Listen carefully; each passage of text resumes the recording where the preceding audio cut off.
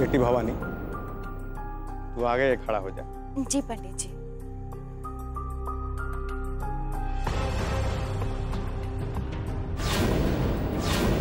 सब लोग प्रेम से बोली नाग माता की जय। नाग माता की जय।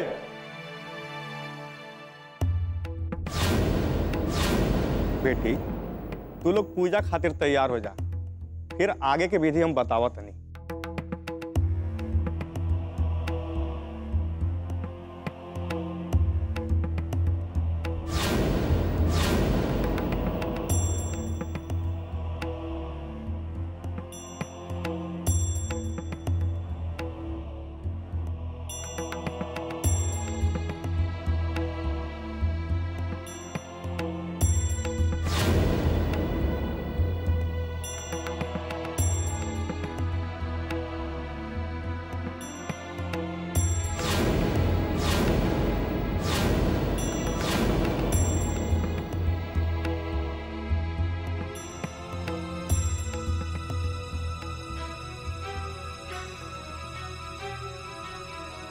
बेटी ये रक्षा सूत्र तू 5 लोग के बाना कर।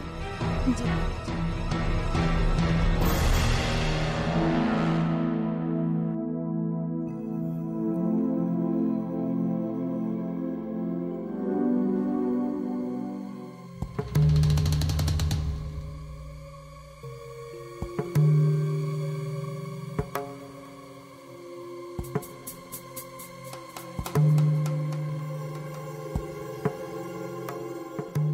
बेटी नागमणि के दर्शन के बाद नागमणि के साथे गांवे लौटे तक ये रक्षा सूत्र तो हम लोग के रक्षा करे, एकरा के अपना कलाई पे बांधले रखिया लोग। तू 5 लोग के गांव के सीमा पार करावल जाए, वहां से तो हम लोग के उत्तर दिशा में जाए के बा। नागवंशी लोग तो हम लोग के कार्य में सहायता करे, उहे लोग तो हम लोग के आगे के मार्ग भी बताई। और यह यात्रा में नागवंशी 2 लोग की सहायता करी है और वही लोग आगे के मार्ग के बताओ। वाह भाई, बड़ा अजीब नाटक बा। वो जहर की गोला देखे खातिर कितना मेहनत, और ये पंडित जी भी ना ये गांव के लोगन के बेवकूफ बना रहल बाड़न।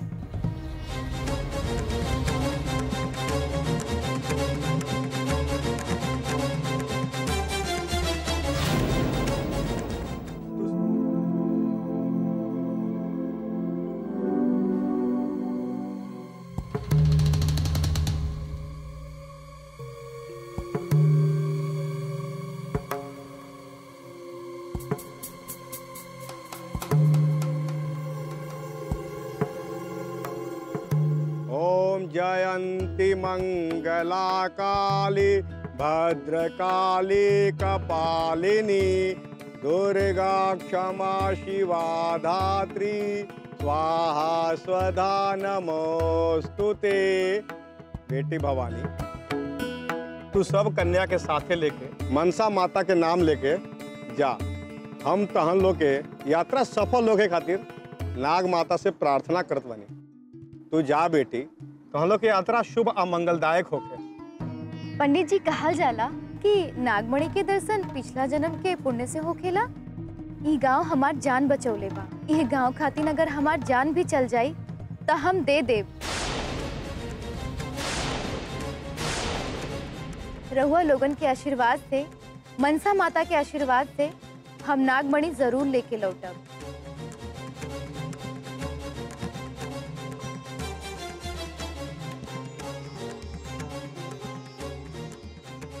शुभम भवेत्। नाग माता की, मनसा माता की, नाग माता की, मनसा माता की जय।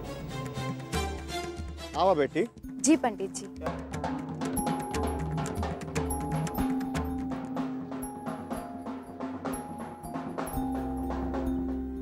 दिस इज टू मच। ये तो मूर्खता के पराकाष्ठा। भला नागमणि के दर्शन और होकर भय दिखा के क्यों गांव के लड़कियन के इतना भयानक जंगल में भेजेला? और ऊपर से पंडित महाराज यह कह रहा बाड़न कि रास्ता कठिन है, पग पग पर परीक्षा होगी। हमरा के तई पंडित जी पागलपन और मूर्खता के बीच के ब्रिज लाग रहल बाड़न। हद बा यार। हमरा होते नागमणि देखे से कर्णिका के केहू नइखे रोक सकत, केहू ना।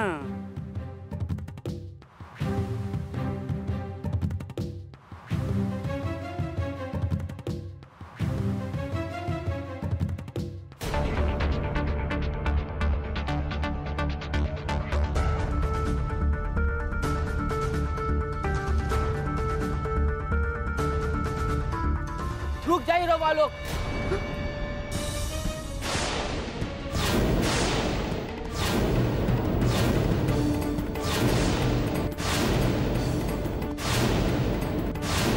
के है रउआ लोग और हमनी के रास्ता काहे रोक रहल बानी?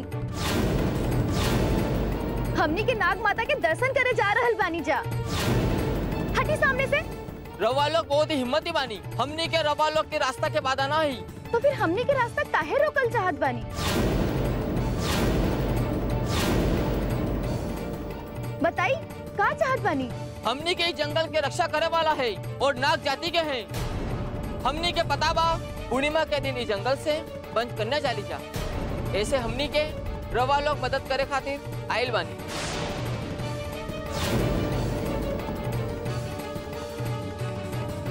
तो बताई रउआ लोग कैसन मदद करल चाहत बानी? हमने के सरदार कहले बाड़न की हमारी जाति के लोग के कोई पराया आदमी नागमणि के राज जाने खातिर मार देले बा।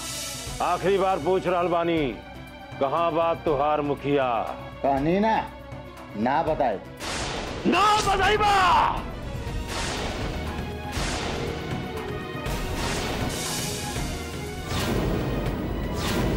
दुश्मन तू लोग के पीछा करत तू लोग के रास्ता में भी आ सकत बा।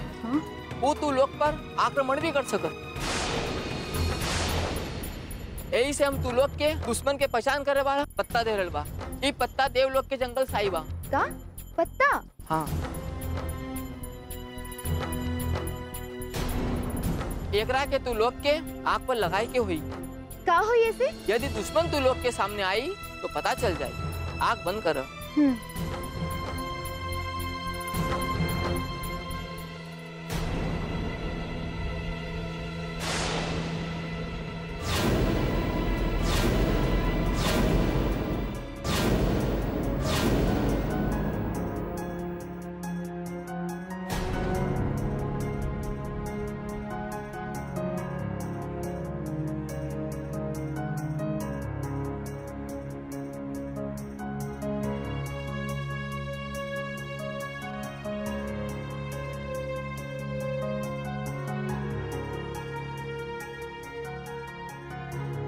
यहाँ से आगे बढ़े पर मंगल वन आई। वहाँ पहुँचते ही दिया रख देवे के हुई। वही रास्ता से आगे जंगल में जाए के हुई। आपन ध्यान रखे हुई। हमनी के वहाँ का करे के हुई? वह मंगल वन में त्रिकाल स्वामी मिले हैं।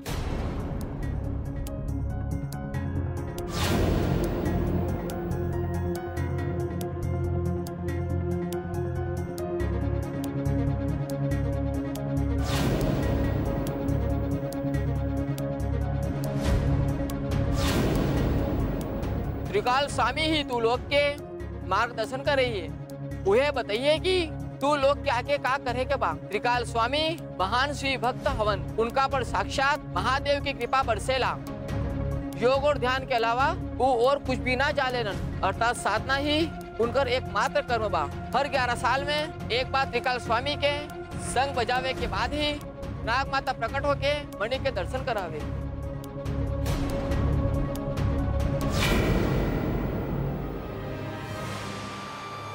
समय बीत रहल बा। रउआ लोग आगे बढ़ी। जी। शुभ मुहूर्त में ही रउआ सबके वहाँ पहुँचे के बा।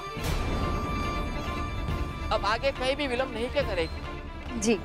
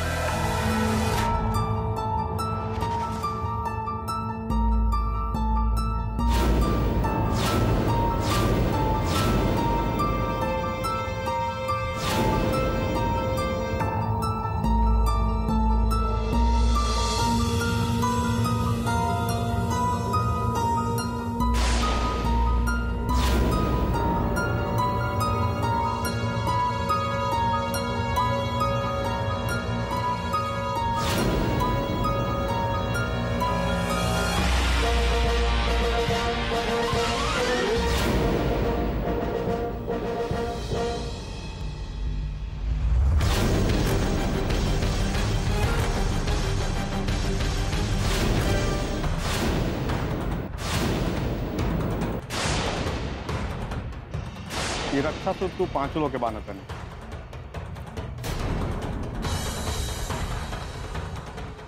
नागमणि के दर्शन के बाद नागमणि के साथ गांवे लौटे तक ये रक्षा सूत्र तो हम लोग के रक्षा करे।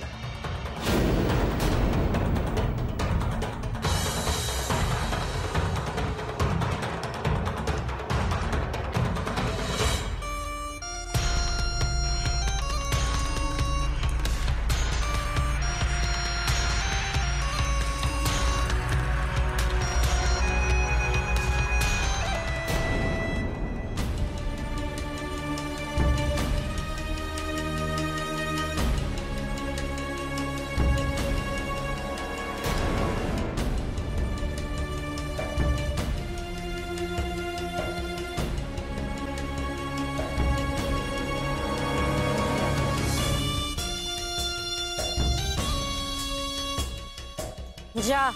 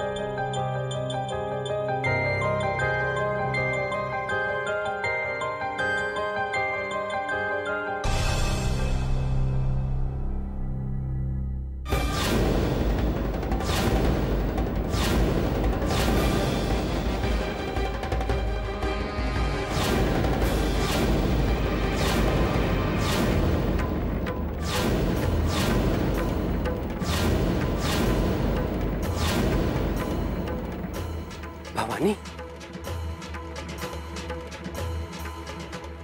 भवानी, भवानी, आंखें खोलो। भवानी कहाँ गई? भवानी,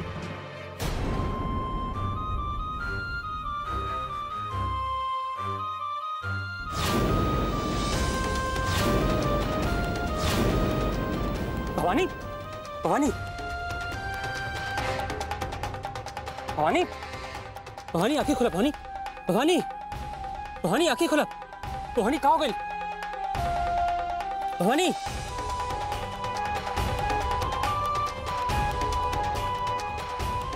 कहाँ हो गए? दुष्ट पापी, तू हमरा के बेहोश कइला। तू इतना गिर सकत बड़ा? का कर रहलू? हम तोरा के बेहोश कइनी हां? हम एक तो हम यहाँ तो हर मदद खातिर रहनी हां, ऊपर से तू हमरा ऊपर ही भड़क रहल बाड़ू। पवित्र कार्य खातिर जाए वाली पंचकन्या के कतार से खींच के तू हमरे कर हलवाना कि तू हमार मदद करे खातिर आइल बड़ा। देखा, हमार दिमाग मत खराब करा। अरे हम काहे खातिर तोरा के पंचकन्या के कतार से अलग करब? हां, हम ऐसे कुछो नहीं के कइले हैं। तू अगर नहीं के कइला तो और के कर सकत बा? तो हर मन में गलत कार्य करे के कोनो विचार नहीं के तू यार का करे खातिर आइल बड़ा? बताई।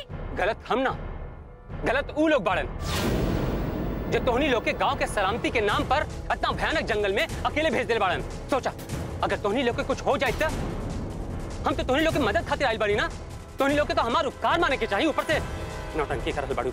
अच्छा, इतना कठिन कार्य करके नागमणि लावे वाला तोरा के बेवकूफ लागत बा। तो हर मन में जरूर कोनो कपट होई। ये से तू हमरा के रोक देला। Just shut your mouth। अब ये सब बकवास बंद करा, समझ लो हम तोरे गांव वाले के जैसे ना केयरलेस नहीं की। तोरा के हम बाद में देख ले। अभी हमरा के ब्रह्म मुहूर्त के पहले वहां पहुंचे के बा। वो लोग हमरा पे विश्वास करके हमरे साथ आइल बिया। हमरा के अपन फर्ज कैसे भी करके पूरा करे के बा। फर्ज? कौना फर्ज के बात कर रहल बाड़ी तू?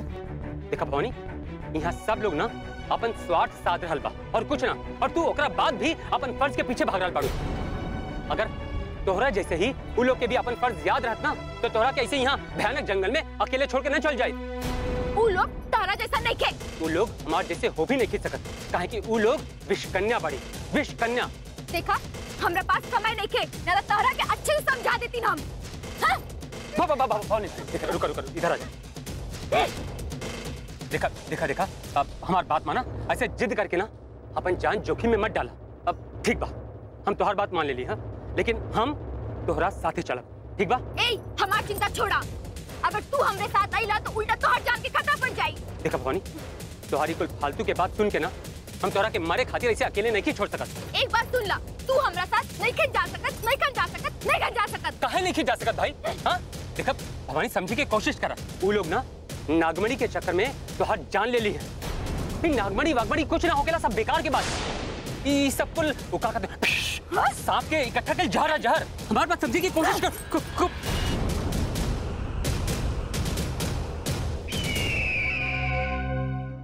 ओम त्र्यंबकं यजामहे सुगंधिं पुष्टिवर्धनम् उर्वारुकमिव वन्दनाम् मृत्यो मोक्षयमामृता।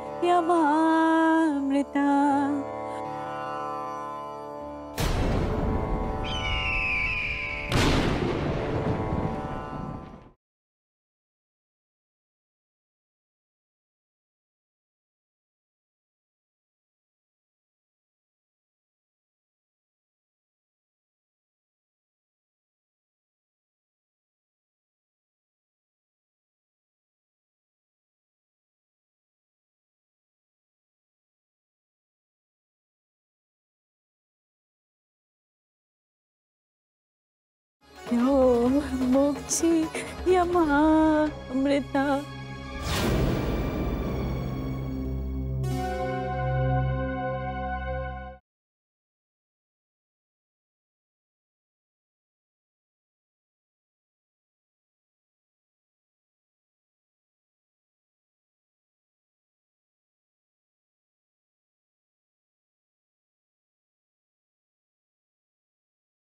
ओम ह्रीं क्लीं फट् स्वाहा। ओम ह्रीं क्लीं फट् स्वाहा। बेताल, दर्शन दा बेताल। बेताल, जल्दी से सामने आओ बेताल, हमरा भी समय नहीं खे।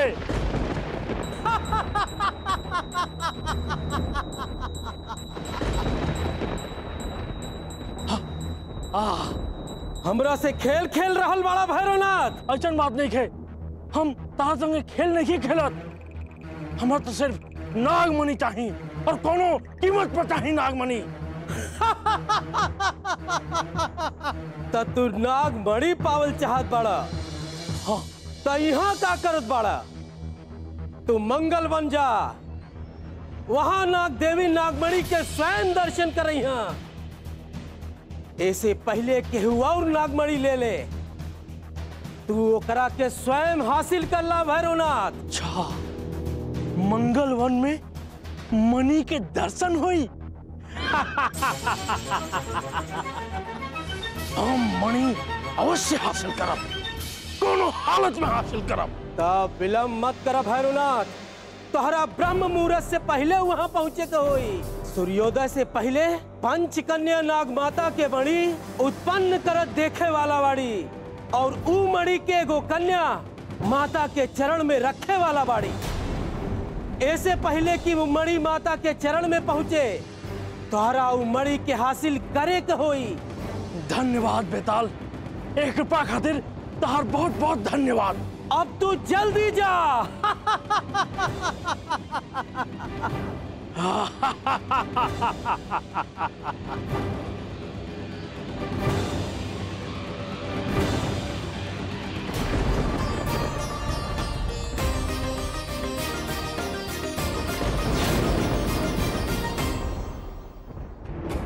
का भइल चारुलता, ये समय कहाँ जात पड़ू? अखंड दीपक फड़फड़ा रहल बा, लागत अब बुझ जाई। पता न हमार अनंत कवन हाल में बा। हमार मन बहुत घबरा रहल बा। ओकरा देखे नाग गांव जा रहल बानी। का नाग गांव अग्नि? हाँ, हमरा अभी ओकरा देखे के बा। ओकरा देखले बिना चैन ना मिली।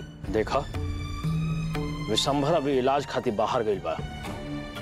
वो हमरा पर महल के पूरा कारभार छोड़ के गइल बा। हम कभी ना चाहब कि तू अकेले नाग गांव जा। तू औरत बड़ू, तारा खातिर अभी गइल ठीक नहीं खे। एगो माँ की ममता रवा नहीं के समझ सकत। हमरा अपन जान की परवाह नहीं खे।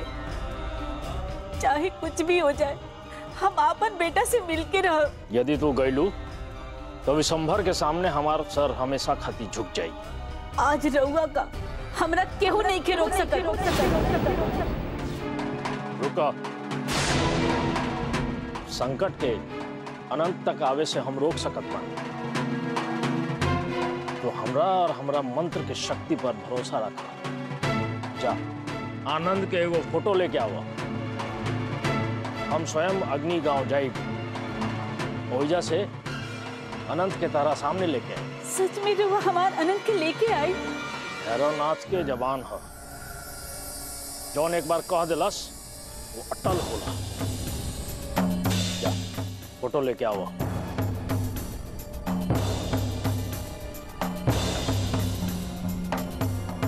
अच्छा भाई, ये चारुलता अच्छे बैठा गई।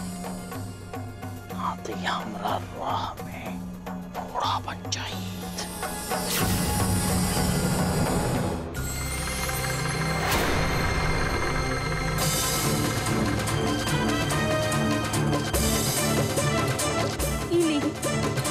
हमारे अनंत की फोटो।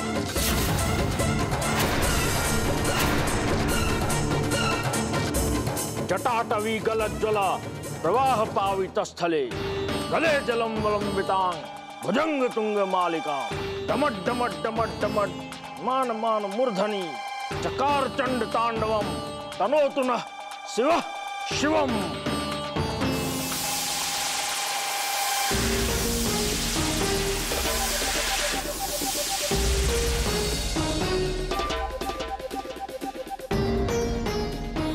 महाशक्ति रक्षावान है। अब आनंद के ऊपर 24 घंटा तक कोनो खतरा ना बढ़ रही। लेकिन 24 घंटा बाद तब तक वो यहाँ आ जाएगी।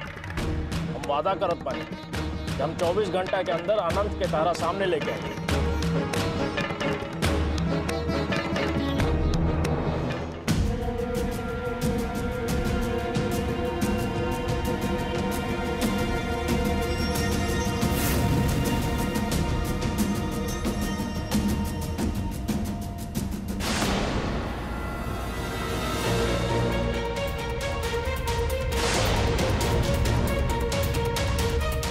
भवानी, भवानी, फिर चल गए।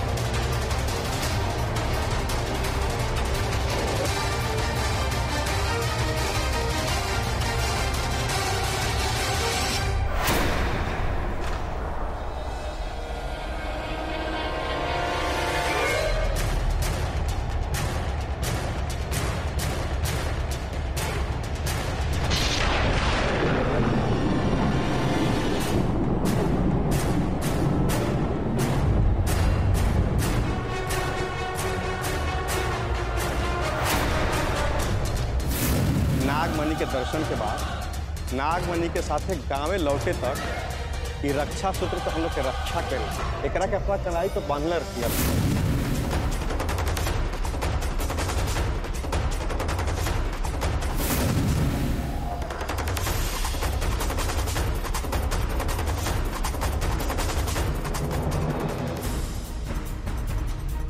काल सर्प काल बनकर बालक को बालक कर रहा है। हमार गणना के अनुसार इन नागपंचमी अनंत खातिर शासन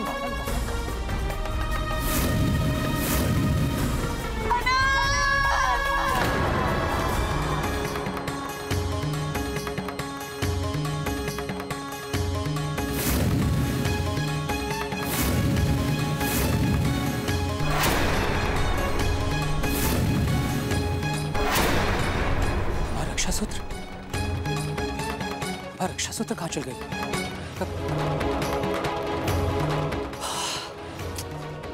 अगर अब हम अपने आप के सही साबित करने के चक्कर में आगे बढ़ गई तो सब कुछ गड़बड़ा जाए।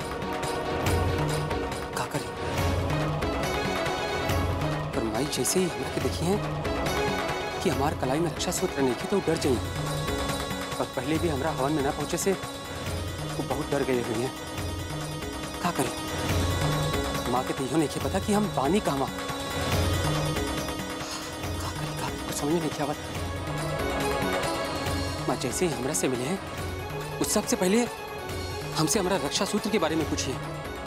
ना ना, उनकर मन के डर के निकले से पहले हमारा कलाई में रक्षा सूत्र बदल रहे के चाहिए। लेकिन कैसे कैसे हुई कुल? क्या करें? सबसे पहले हमरा के रक्षा सूत्र ढूंढने के पड़ी, ओकरा बाद ही हमरा के आगे बढ़े के चाहिए। हाँ, सबसे पहले हमरा के रक्षा सूत्र ढूंढने के पड़ी।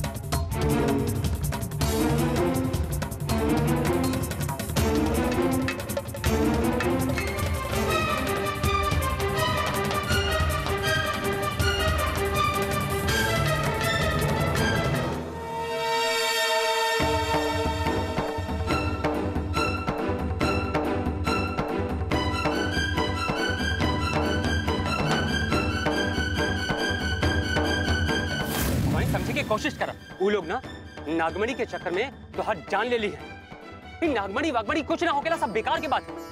हमारी बात समझने की कोशिश कर।